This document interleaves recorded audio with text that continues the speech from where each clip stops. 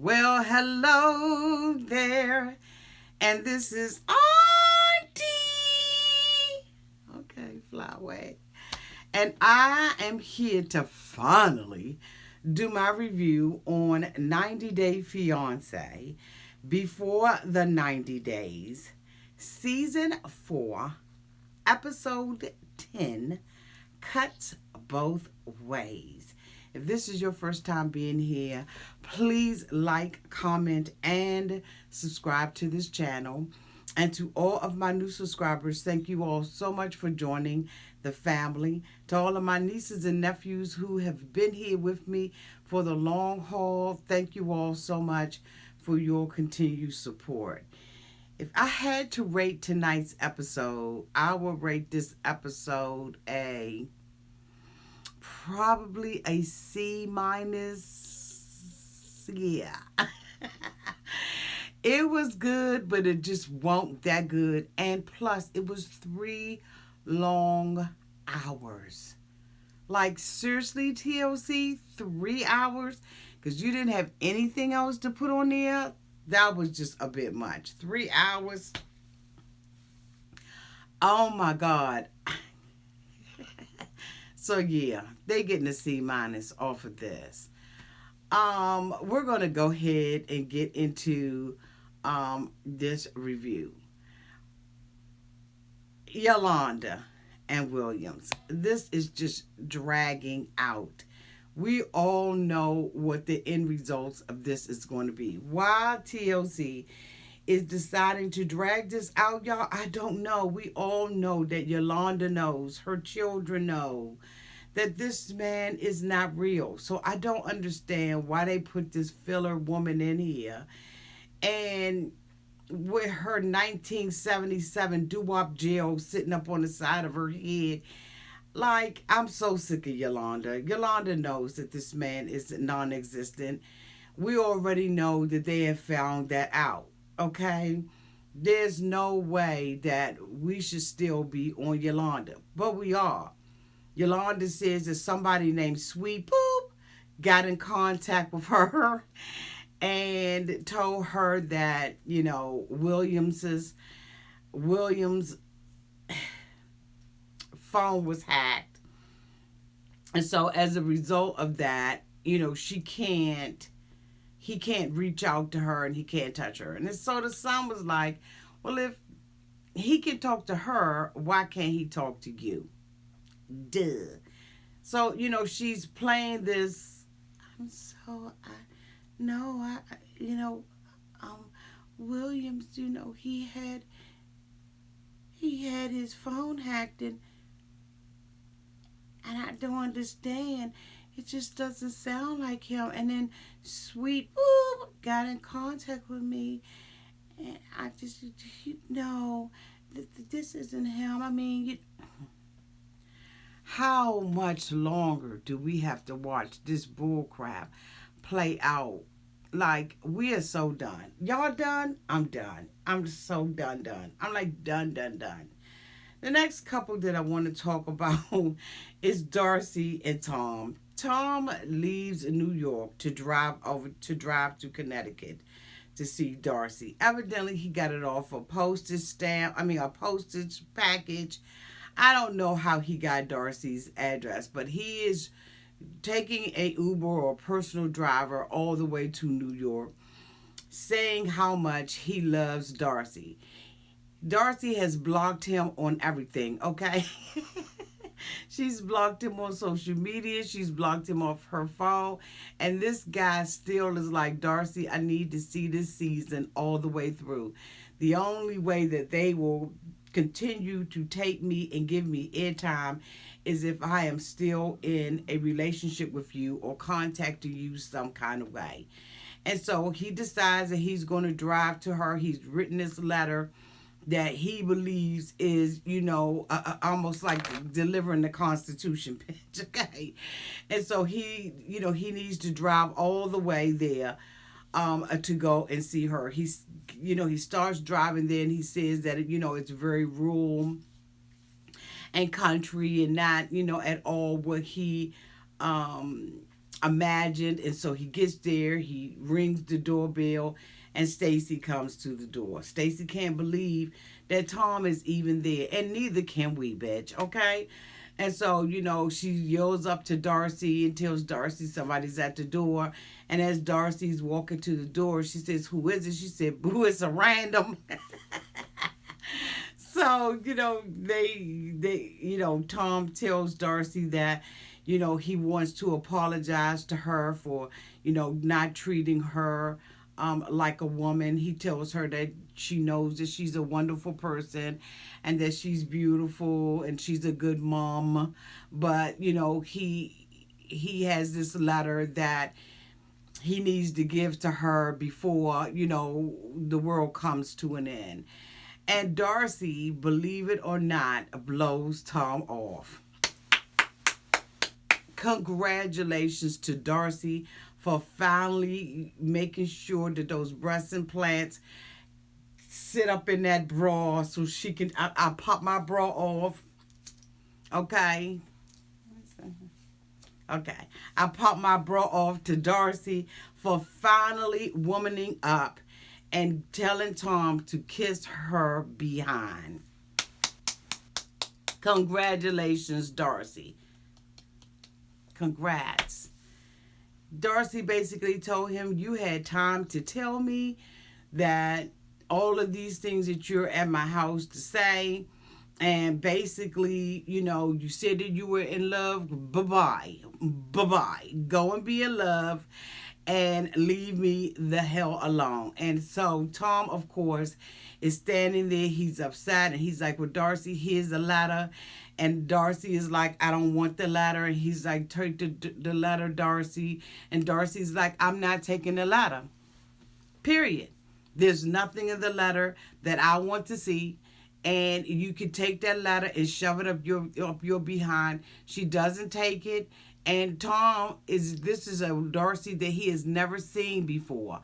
And of course, instead of him leaving the same way he came, okay, he leaves and says that, he wasted his time and, she needed to see the letter and all this so kind of whoop whoop. And I'm just going to move on with the love of my life and, whatever. Tom, you should have did that before. There was no need for you to even come to Darcy's house. The only reason why he did is because he absolutely wanted more airtime. He did the same bull crap that Jesse did, except for this time, Darcy did not roll over and die. Darcy stood up 10 toes to the ground, okay? And was like, "I'm not having it. I'm not doing it with you.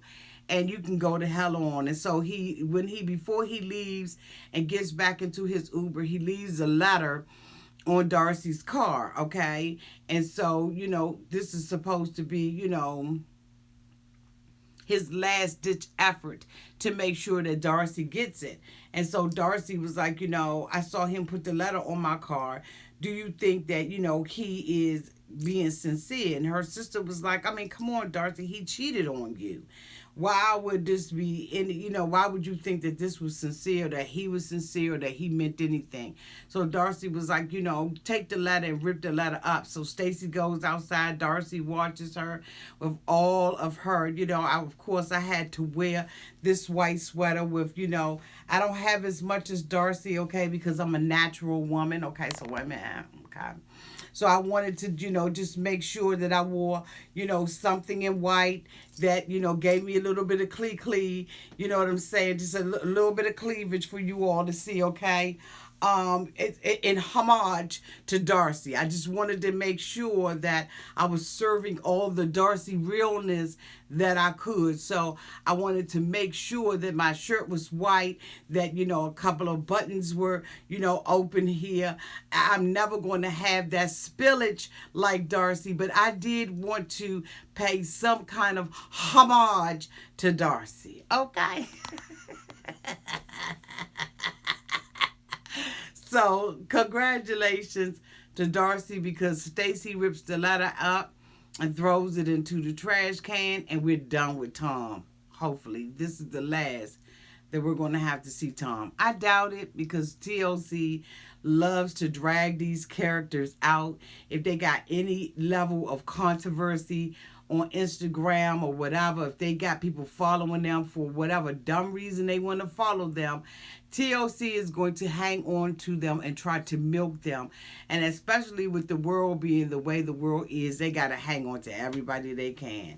But anyway, we done with that particular couple. And now we move on to Jeffrey and Chavarria, who I thought was absolutely boring this week. We see them at the house and they are preparing to leave to go and meet Jeffrey's friend Eeyore, okay? At a camping ground. And he is disappointed that her mother doesn't like him. And, because he had to tell them that he was, an ex-con. And so he is toying with that, and now he's not sitting in the judgment seat anymore. Now Varya is. And Varya tell him she's really not even sure that this is the relationship that she wants.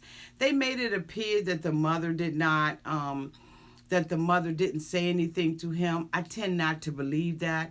I don't believe that even though the woman doesn't want her daughter to date him, I don't believe that she was that rude that she didn't say anything to this man. Like that's clearly editing, in my opinion. That was clear editing. There's no way in the world that that woman was that mean.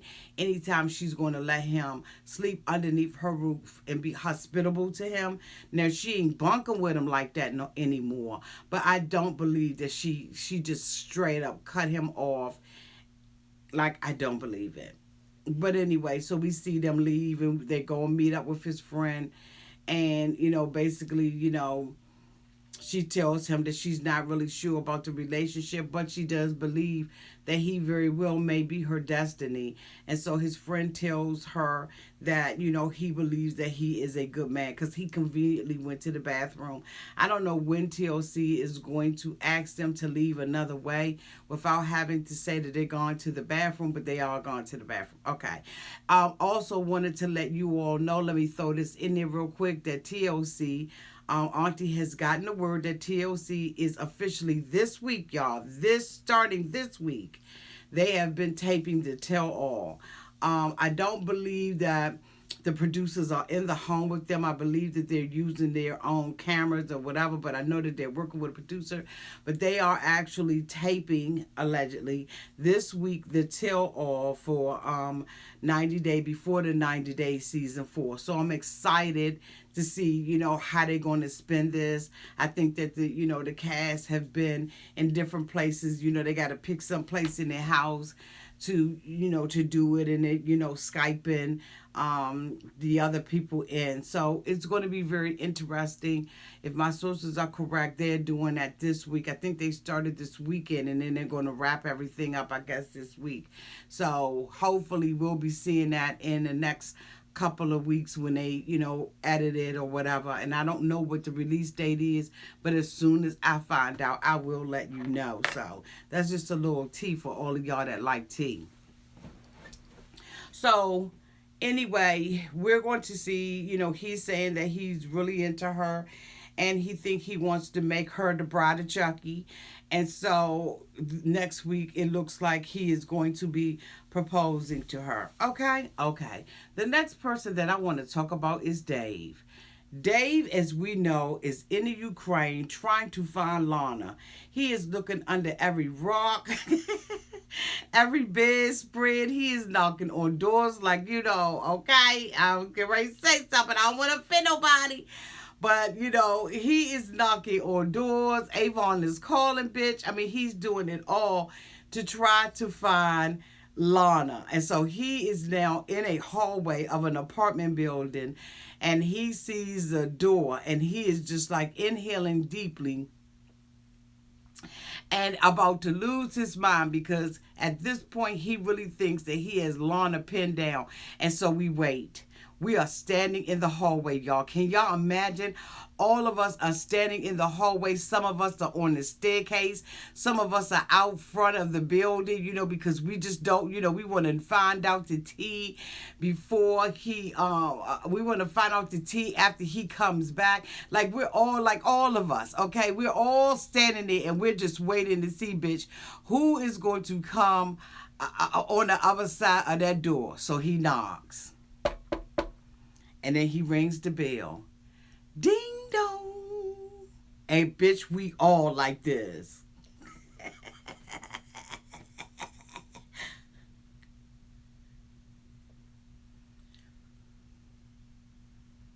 Okay, and some of us got our hands up. Okay, but we are in great anticipation. And boo, the door opens.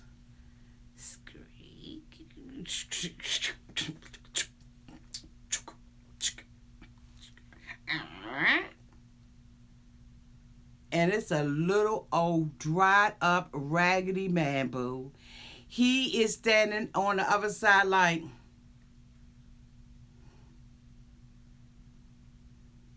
David's like,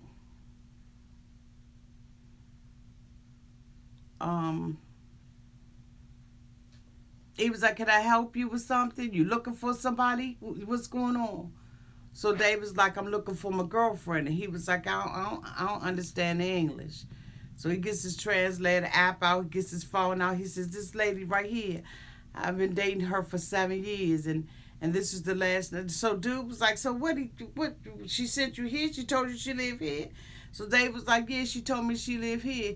He said, there ain't no woman that even look like that even remotely looks or smells like that, lives here. So Dave is, trying to figure out, if the gag is on him or if the gag is on dude or if dude's lying. Because, she could not have lied to him about this. And so he's like, there's nobody here. I'm sorry about that, And Dave is like, you sure this is her address? She told me she live here, And dude was like, nah, I've been living here since 1995. 1995.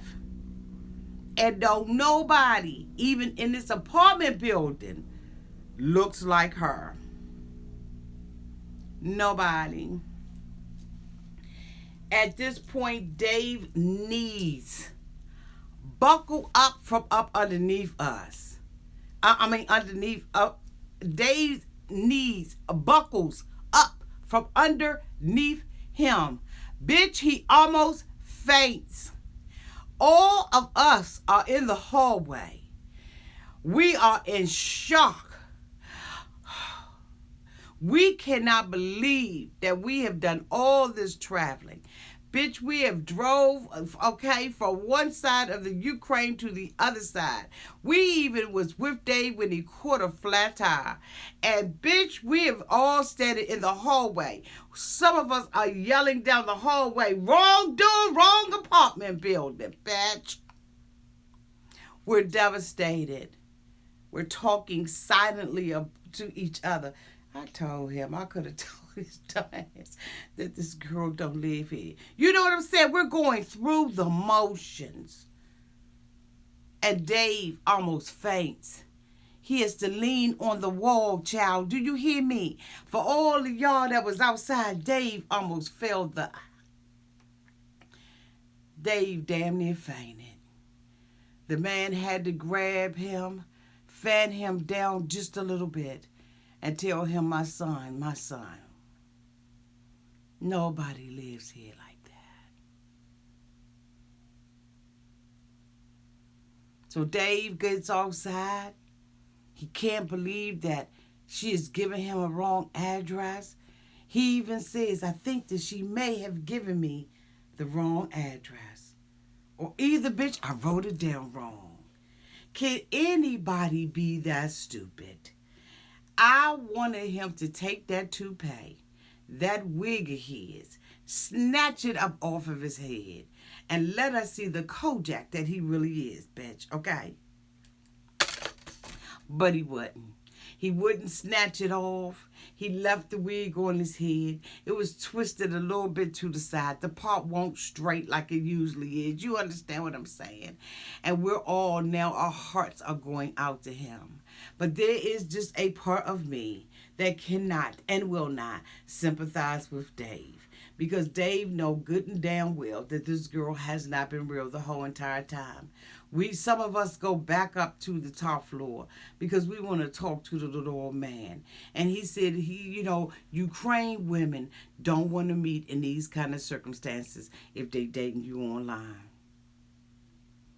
They're going to always lead you down a dark path, boo, to an empty wall, a dead-end street. And so Dave is outside trying to rationalize this. He says that he's done. He's done. He doesn't want to talk. He doesn't want to do anything. And he is just devastated. Like I'm telling you, all the blood went up out of his face. This bitch is just gone. And so we feel sorry for him. Okay? We feel sorry for him. And so at this point, he gets in the car, and now he's leaving the UK. He's decided that he just doesn't want to be here anymore. And so he leaves the UK, and he says that although he wants to be done with Lana, he believes he needs to be done with Lana. He can't be done with Lana because he automatically knows that the day that she picks up that internet, that computer, that laptop, or that app that's on her phone, bitch, that she's getting paid for connecting with him on, as soon as she connects back to that and reaches out, he knows that he is going to get back with this woman. What a sad freaking state of affairs. The next couple that I want to talk about is Cotton freaking Ed and Rosemary. We see Ed and Rosemary leaving out of the house. They are on their way to an island so that they can be together. Because Ed, according to Ed needs to make a decision on whether or not he is going to be with Rose, whether Rose is trying to use him for money, and whether Rose is in cahoots with her sister and to get some money from him. So we see Rose and her sister come out, and she's kissing her son, and then she tells her son, say bye to daddy. And I'm like, where's the father? Because Ed damn sure ain't it. So she tells little Prince, say bye to daddy, mommy be back and everything. She got all of her little bags packed and everything, and she is ready to go and be with the man that she believes that she loves. And so they get on the plane. This is her first plane ride. She's never had, been on a plane before, and she's excited, and he's excited about telling everybody that this is her first flight, and so he's weeing, and she had her first meal on the plane, and he's just excited that he has an opportunity to possibly sleep with Rose. So they get to the island and everything, and they go into the hotel room, and we catch them the next day. Ed has decided that he wants to give Rose some of the gifts, some more gifts that he has purchased for her. And so he pulls out a bathing suit as if Rose has never seen a bathing suit before. And she is being gracious. She's being, a woman thankful for the things that, her alleged man is supposed to be giving her. And so he pulls out a teddy that he calls a teddy, which it isn't a teddy. It is a piece of lingerie, but teddy it is not, okay? But he hasn't dated anybody for 12 years, so he don't know a teddy from a damn turtleneck. Okay. Look like the comments froze on y'all, but I'm hoping y'all still connected. So anyway, is it still connected? I can't tell. I'm hoping y'all still connected. But anyway, so Ed, he decides that he's going to give her these things, and she's all excited and everything. He asked her to put the lingerie on, can she try it on? And she's like, no. So evidently Ed didn't get no, you know what I'm saying, he didn't get no ass that night. And so, he wants to see Rose in these things. And she says, no, she doesn't even know how to put it on. God bless America. And so after that, he says, well, I got some other gifts for you, but these are not, romantic, feminine gifts. And so she like, what the hell you mean by that? So the next thing you know, Ed gives her some Listerine. He gives her a little Barbie toothbrush, you know what I'm saying? One of them little electric ones with the battery in it. And then he gives her some toothpaste, okay, some crust with scope in it, because he's telling her that her breath stinks, okay? And so Rose is, at this point, Rose is mad. She's embarrassed by him. She doesn't like the fact that he did this. And frankly, you know what? If he really cared about her and wasn't doing this for the grins and the giggles, he absolutely could have done this off camera. But we know TLC. If they can find something to embarrass your ass by or push that on you, that's what they're going to do. Because guess what? At the end of the day, they want us to get a grin and a giggle off of it. Some people don't find it funny. My daughter did not find it funny. She thought that it was, he wanted to humiliate her, that he embarrassed her. She said that she was embarrassed by, what he had done. But you know what? They want to get a good kiki out of it. And so, she's like, I'm going to continue and give him another chance because I really do want to be with him. I love Ed. And so she tells Ed, you know what? I understand what you're saying, but that don't have anything to do with my teeth. I brush my teeth every day, bitch. I got ulcers. He was like, oh, you do? She said, yeah, you should have asked me if I had, if there was something medically wrong with me instead of going. And he was like, well, I just wanted to tell you that your breath isn't pretty. You know what I'm saying? You're a pretty woman, but your breath ain't pretty. And I don't know if you realize it, but I realize it. Bitch, you mean to tell me if she got a halitosis or whatever you call it, that she doesn't realize that she got it? You mean to tell me that she does not know that her whole entire breath, her whole life up here, all up here in this region right here is smelling like ass? You mean to tell me she doesn't know?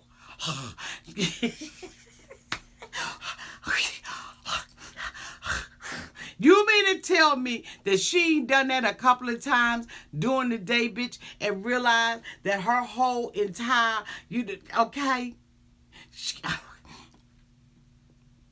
She know her breath smelling like ass. But she don't need you to blast that out into the whole entire world, okay? She don't need you to do it. And so, Rose is embarrassed. She gets up, to go in the bathroom and brush her teeth and everything. And Ed is like, I love you. Excuse me, y'all. And she's like, you're ugly. And he was like, I love you. She was like, you're ugly. And then, so she says that she wanted to bust him in his face. That she wanted to knock him the hell out for doing that. But here's the thing. You got to have your own back, young.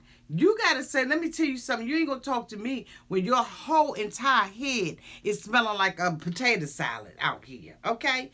Bitch, you're smelling like the meringue on top of, okay? Bitch, you stinking your damn self. Your big, sweaty, big, roly-poly. Now, there's a whole lot of things that she could say about Ed because Ed ain't the prize. Although Ed thinks he is the prize. Ed has been saying this from day A, that Rose wants his money. Now, Rose, by her own admission, has said that she wants her and Prince to come to the United States, okay? So we already know that that is what she believes is her destiny. She believes that this is, this is going to happen for her. But Ed is like, I got to find out whether or not she was in cahoots with her sister or not. So anyway, make a long story short, she brushes her teeth and all of that kind of stuff. And then they go out on the beach, okay?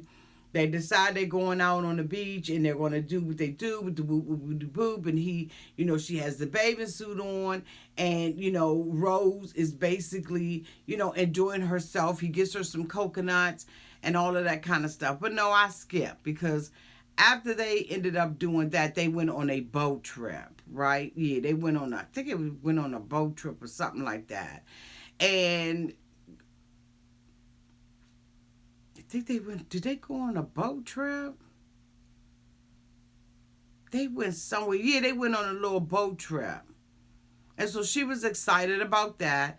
And then they came back and he was like, oh, bitch. They went on a boat trip, bitch, to go on the other side of the island to a monkey, to see some monkeys. So they gets off and he think that this is going to be monkeys like at the American Zoo. Bitch, this is not them. This is not America. So he said, is the monkeys going to be all up in the tree? And they was like, no, basically they be on the ground. So, Ed didn't believe that the monkeys was going to be on the ground. Bitch, he gets over there and them monkeys are all over the place. They done took him for bad. They said he looked like our great grandfather, bitch.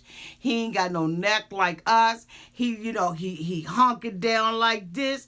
And, you know what I'm saying? So, they thinking that, Big Ed, he looked like them. He just got a little backpack on his back. But they just figured, somebody from, somebody put it on his ass. So, they just like, oh, okay. He kidding us. Let's go ahead on and rob him. So they get to robbing him of his bananas and everything, taking him for bad because they don't remember him around the village. They just feel like he an outsider. You know what I'm saying? He from another little village. Ed is running back and forth, talking about he's scared of the daggone monkeys. Rose is standing up there laughing. She's enjoying it, okay? And so this mofo is going off. He about to lose his damn mind. So now he talking about he don't love monkeys no more. So Rose was like, I like monkeys. Matter of fact, I love monkeys. And so, this mofo got these little teeny monkeys over there taking his ass for bad. He running back and forth with his little light bright tennis shoes on with the little lights on the back of it. You know what I'm saying? The little kitty kicks. And so, he's like, I gotta go. He done with this. He's a scaredy cat. I don't care if he passed gas, he will run from his own fart. You understand what I'm saying? This bitch is afraid of everything. So Ed is running, scurrying around and everything. And, he leaves and he's talking about, that he doesn't like these monkeys anymore. So this dumb mofo, right? Oh my God. He says that he needs to go back to the hotel because he needs to get something. He needs to be in another area, something that's suitable for him, okay? That's not going to have him boo-booing on himself, okay? So they go and he says that he arranged with the hotel to pick the most romantic and the best table there is. And so they take a table and a chair and they put it out in the middle of the pool. And it really is a beautiful scene and everything. And so he sits down with Rose, and of course he got to get her liquored up, okay? And so he now wants to have this conversation with Rose about what it is that he wants. So he tells Rose that he's looking for somebody who is going to love him, who's going to be loyal to him, not judge him, kiss his ass, lick his balls. He just wants one of those kind of women. So Rose was like, okay, do you want that with me? And so he like, I don't know 100% if I want it. So Rose was like, the hell you mean you don't know 100% if you want this? I'm preparing for me and Prince to come and stay with you. You throwing the monkey wrench up in here. So it was like, you know what? I don't want to talk about it right now. Can we eat our food? And then we'll talk about it later. And Rose was like, oh, hell no. Oh, hell no. They were bringing out the food and everything. Rose was like, thank you. Oh, okay, yeah, you can put the rolls right there. Okay. Do you have any butter in the iced tea? Okay. I'm going to take sweet and low in the tea. But anyway, bitch, we're talking about it now. Rose was like, we're not talking about it later. Oh, bitch, we're talking about it right now. And so, of course, Ed goes into this dialogue that takes him damn near 2 hours just to say, Rose, your sister asked me for money and I wanted to know whether or not you were in cahoots with this. And so Rose is like, my sister? And he was like, yeah, your sister. Your sister asked me for money. She told me not to say anything to you about it, but I really want to know if you were in cahoots. Rose was like, I don't know nothing about that bull, but I tell you what I am going to do. I'm going to go back to my sister and I'm going to hear her side of this story. Because see, you a little lying mofo right now. And so, she tells Ed basically at the table that her dream is to be with him in America and to have these two kids. Ed, two more kids with him. And so Ed brushes that off because, as we know, Ed's daughter is I think older than Rose. Then she's like 26 years old or something like that. And so, Ed daughter, Ed don't want no kids, and Ed doesn't need any children. But anyway, this is what Rose wants. And so Rose tells him she don't know anything about it. Ed said, well, can you just do me one favor? And she was like, what's that? He said, when you confront your sister, I want to be there. And so Rose said, okay, not a problem. When we go back and pick Prince up, then we'll have a conversation and a confrontation with my sister. So the next day is when Rose is out there on the beach with the bathing suit on that Ed had given her. I wish she hadn't worn it, but she did. And, she's, sitting there on a hammock, and Ed comes and brings her coconuts and all of this kind of stuff. And she decides that she wants to go out into the water. And as her father figure, he tells her to be safe and stay in the shallow side of the damn water. And so he calls his friend on the phone, and he tells his friend about Rose and that Rose wants to have two kids, but he had already scheduled a vasectomy. And so his friend was like, look, just tell the damn girl. Tell the girl that you don't want any kids and be done with it. We all know that Ed is just a complete and total creep. Now, when we first started this, I was like really rocking with and leaning with Ed. But to look at Ed now and to see the kind of person that Ed is, I just really can't. I can't do it with Ed. And the same thing with Rose, because I'm just saying, you know what? Stand up. As a woman, if he embarrassed you and he says something to you that you thought was inappropriate, read his ass. Don't let him get away with that kind of crap. She has been too meek, okay? And I think she's been meek because she doesn't want to rock the boat with him and that he not propose to her. Rose is ready for him to propose to her because she's ready to live that American life. It just ain't gonna happen with this mofo. This is not his intention. He really does think that he is much better than her. And you know what? By whose standards? He probably is. But the whole thing about it in a nutshell, he is deceiving this girl to make her believe that if she fixes this, then she got a chance. If she fixes that, she got a chance. Ed didn't have any problem with sleeping with this girl with her bad breath. Now, all of a sudden, her bad breath is an issue. Whatever. The next couple that I want to talk about, is so many of them, god damn, is Ashley and Ash.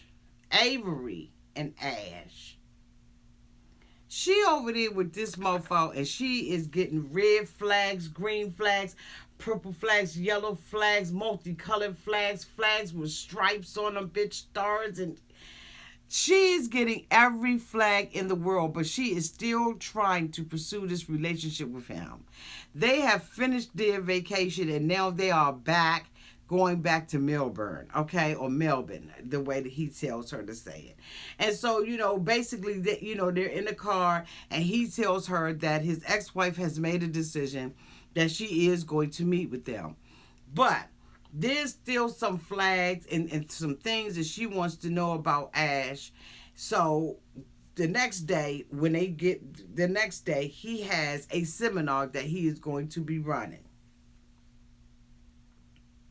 Bitch. So they get to this cotton freaking conference.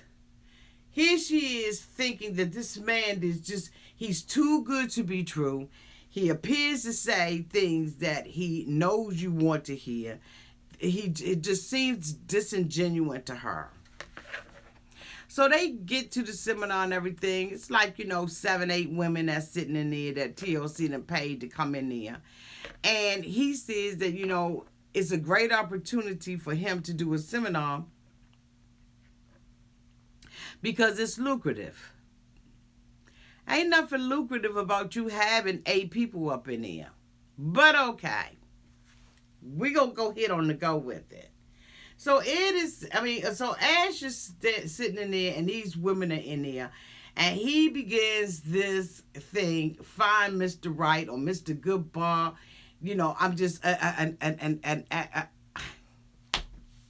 first of all, Avery had already asked him, do you set your seminars up so that you are attracting single women?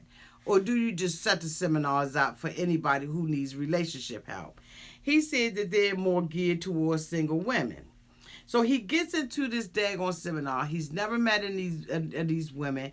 He comes in, he shakes their hand and everything, and they're sitting in the chairs. So they start to introduce themselves, and they got this one aggressive chick. Her name is Alex, okay?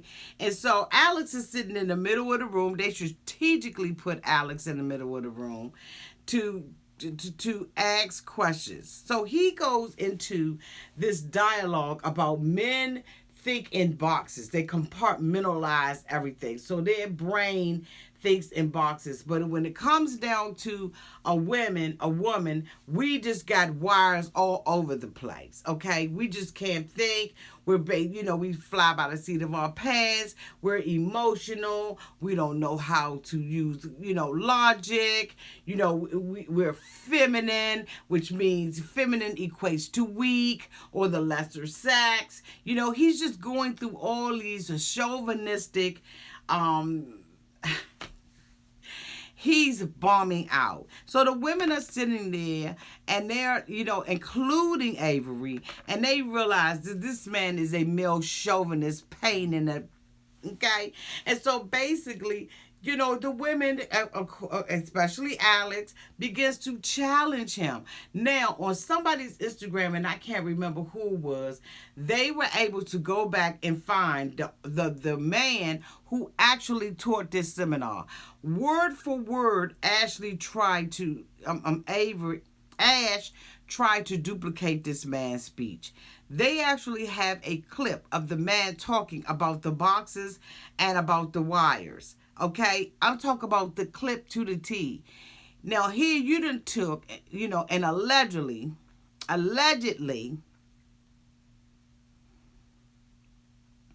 stole somebody else's stuff, but you don't know how to deliver it.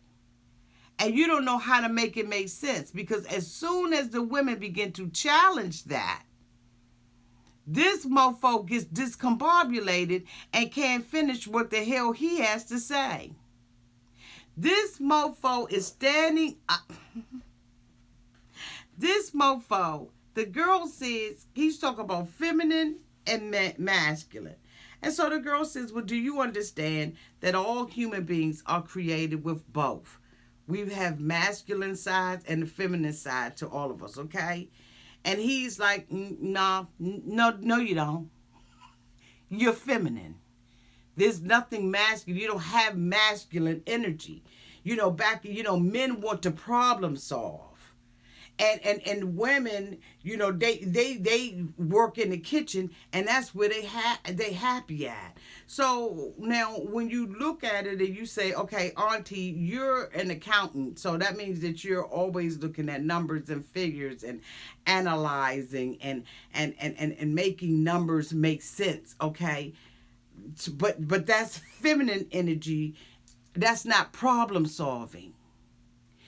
So I'm sure that many of you all have jobs and careers where you are problem solving. Like I am solving someone's problem mathematically. So is that a masculine energy or a feminine energy or just what I like? I don't want to be barefoot pregnant and in anybody's kitchen. That would never have made me happy. We all have masculine and feminine energy. All of us do. But according to Avery, men problem solve. Bitch, I problem solve all day. didn't know what he was saying, couldn't articulate it. The women are asking him questions, and now he wants to be combative. He got to the point where he couldn't even figure out what he was saying, and he started he started malfunctioning. This mofo started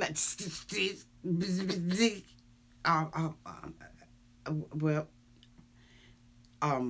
you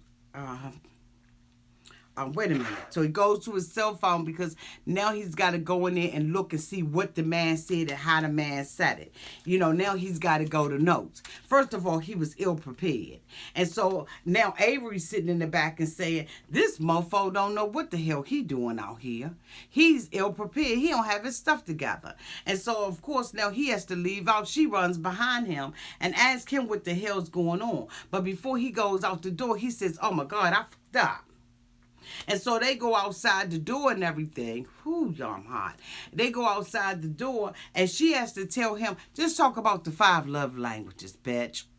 So he comes back in there and he gives them, a couple of the love languages. I think around 3. And said that men don't know what their love language is. I be damned. I had men, and they are the ones that asked me to take the test. I didn't know what the hell the 5 love languages was until a man introduced the 5 love languages to me. Had read the book, studied it, did the damn workbook, the worksheet, and everything came with it and asked me to take the damn test. I didn't know what the hell a love language was. Matter of fact, when I took the test, I think I failed the bitch because it didn't come out the way that I thought it should have came out. I figured that they was lying. So I said, well, damn, when I was doing the questionnaire, was I being honest or was I just making my love language? Bitch, we ain't gonna talk about that. But anyway, so of course, the women are challenging him. One of the girls, Alex, said, I really, after I've listened to him, I realized that he's not within his depth. He's not in his wheelhouse. He's not in his lane. He don't know what the hell he's doing. The other girl said, I don't know what century this mofo is calling himself teaching this from. Because this isn't for no modern woman. And there was no takeaway. I could take nothing away from this bull that he's teaching. And so now she realizes that this mofo, the two of them are on opposite pages. She decides that she's going to ask him about what happened in the seminar and does he believe this. She starts challenging him and asking him, does he believe what he's teaching? Damn right he believes it. He believes that stuff. But here it is, you're a relationship expert, but you're going to help me find a man, but you couldn't even keep the woman that you had. But you a relationship expert? Bitch, bye. She now realizes that this man is a male chauvinist asshole and that he believes everything that he has said and that they are not compatible.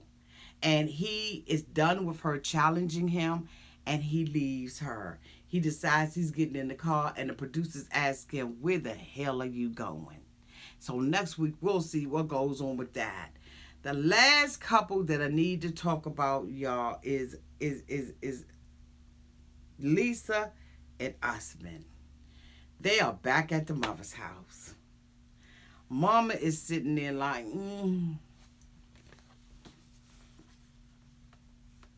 Mama is studying the scriptures, okay?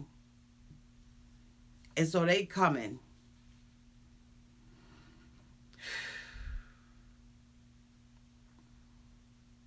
They're at the hotel room and they are making a decision to go. They have already talked to the brother and they're going back one more time because Lisa's time is getting short. And so now she has to go back and find out whether or not Mama or Mommy is going to give them permission to wed. And so they come out the house. She doesn't have her hair wrap on her head. And he's like, where the fuck is your hair wrap? And she was like, I got it. Calm down, I got it. So they get into, the car, and they get over there and they sitting back on Mama porch. Mama said that when Lisa came to the to worship with them, that she really was happy about that. So Mama now has a soft spot in her heart for Lisa. And so they sitting there, and Usman's like, Mama, look, you had plenty of time to think about whether or not you were going to give me the blessings on this. This woman, loves me and I love her. So Mama like,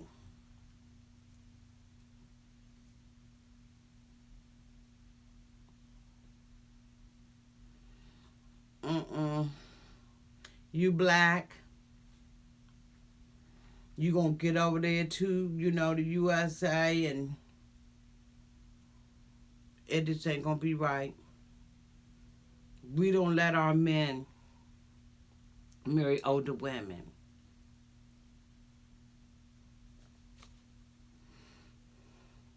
So he's like, look, Mom.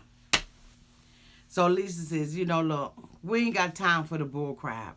We ain't got time for stuff to be wrong. What I need you to do is tell Mama that you love me and I love you. I want to marry you, take you to the United States, okay? Help you with your career. Ain't like you're going to be gone forever. We'll come back once a year to come back and see Mama. But for right now, I need you to get your mother to say yes. And I'm telling you, the clock is ticking right now. So, of course, he's, Mama says no. And he's like, Mama, you had time to think about this. You had time to ponder this. This woman loves me. My career is going to be better. I'm going to be able to make money. You need to calm down. I'm going to be all right. So, at the end of the day, Mama said yes. Lisa, I don't know what is going on all up in here, but it just looked like it was a couple of teeth missing or something was going on. Like she got one of them silly smiles. And I just was like, why doesn't she want to show her smile? She got up, she kissed Mama's hand. Thank you, Mama. She all excited. She got the thing all over. She got, she doing one of them numbers. Like, for what? Like, somebody tell me down in the comment section why she is doing that. But anyway, so, he says, she said yes. She said yes. Like, she said yes. So, they're ecstatic. Lisa's happy. But now, this is the hard part for him. The hard part for him is he is with a woman who's controlling. They have been arguing the whole entire time. I truly believe that he didn't want his mama to say yes. I think that he wanted to exhaust her money, exhaust the time, and he wanted his mama to say no. Now, y'all can think what y'all want to think, but I'm telling you right now, this mofo did not want his mama to say yes. But Mama flipped on him and said yes. And so now he's got to meet with his brother to go and get a ring. If he was dead ass serious about marrying her, he would have already had that ring. Now, we have seen interview after interview about this mofo, right? Saying that he really didn't love her, indicating that he was going to have multiple wives. We have even heard the song, okay? The song Baby Lisa allegedly was done by a recording artist years ago. That this song, allegedly, that they made, Baby Girl Lisa,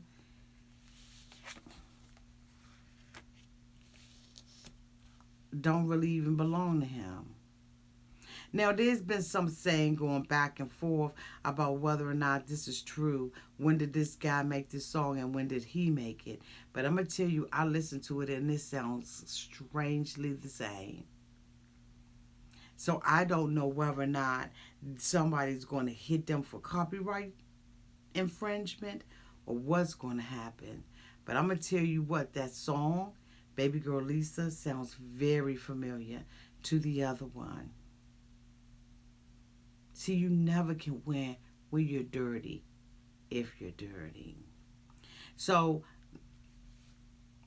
this mofo has been out on social media, spilling all the teas, allegedly getting caught in the inboxes of many women, just doing his damn thing. He is not here in the United States.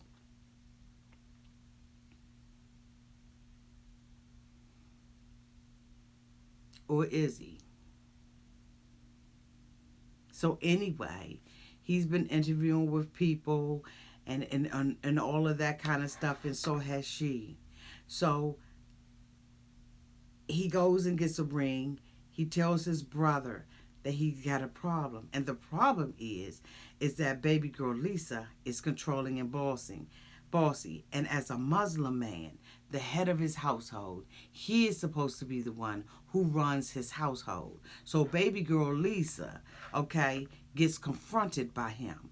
Now, mind you, he got a ring. He said he needed a simple ring, and he has a ring for her. But this ring is on condition that baby girl Lisa allows him to take the reins. As a Muslim man, okay, an African man, he is supposed to be the head of his household. And so he's telling Lisa that you have to be loyal to me no matter what. I am the man, okay? I run this. And Lisa's like, he must be thinking that he's talking to. Here we are. He must be thinking that he's talking to a Nigerian woman, but he's not. He's talking to an American woman, and we do not bow down.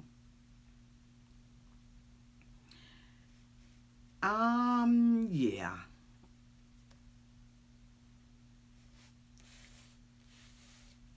There's a cost to be the boss. Soldier boy. You ain't even got no job. And you think you're going to be the boss of what? You going to run what? What woman is going to bow down? Now I'm going to respect you, and I'm going to love you, and I'm going to care for you. But, bitch, I would never be Lisa. I would never go over there and take care of some man. Because how can you not be in control? How can a woman not be in control if I'm taking care of you? How can I not be in control? Now, the way that she's so nasty and dirty and stank with it and just want to regulate every area of his life, that's wrong. But how can baby girl Lisa, not be the boss of her household if she's going to bring him over to the United States? Ain't nobody's ass going to allow you to come up in their joint and run their joint because of your religion, bitch. Nah. And she did not convert. I don't believe. And so she's still thinking her way. Now, I don't agree with her on many things, but I do understand getting up and walking away and saying, bitch, I'm running this. Now, there's a way to be in control without emasculating your man. You ain't got to tear him down and make him feel like he ain't. Even if he ain't. There is a way of doing everything. But, again, this is the end of my review. This episode, in my opinion, was absolutely a C minus. I felt like it was a filler episode. It was 3 hours long. And, like, it took me 3 days and 3 nights to watch this bitch. Okay? On another note, I would like to say we all lost Little Miss Minnie. For all of you all who know and are familiar with my channel, I review the Little Women of Atlanta. And unfortunately, we lost Minnie today, Miss Minnie. And although I did not agree with a lot of the stuff that she did, she was not my favorite on the show. She will sorely be missed. Um, as many of you all know, she was killed by a hit and run driver. I am praying that they find this person who fled the scene, and I am praying that her mother um, heart will be comforted during this time. All the fans of Little Minnie, I'm praying that you all be comforted and that we all just understand and know that life is so short. And we've got to live life to its complete fullness. Whatever it is that you want to do and be in life, do it and be it, okay? Because with the way things are going right now, you just never know when your last day is going to be. You just don't know. And so, my condolences to Miss Minnie's family and to all her friends, all her cast members, Miss Juicy, the Tiny Twat Twerking Twins. What's the other little one? Little Money, and like it's just really, really sad. And so, I just wanted to send my condolences to her family and to all of those people who loved her. But anyway, y'all, thank you all so much for being here tonight. Hopefully next week we will get an episode that's a little bit better than this one. But until then, I love you all, and I will talk to you soon. Good night, y'all. Mwah.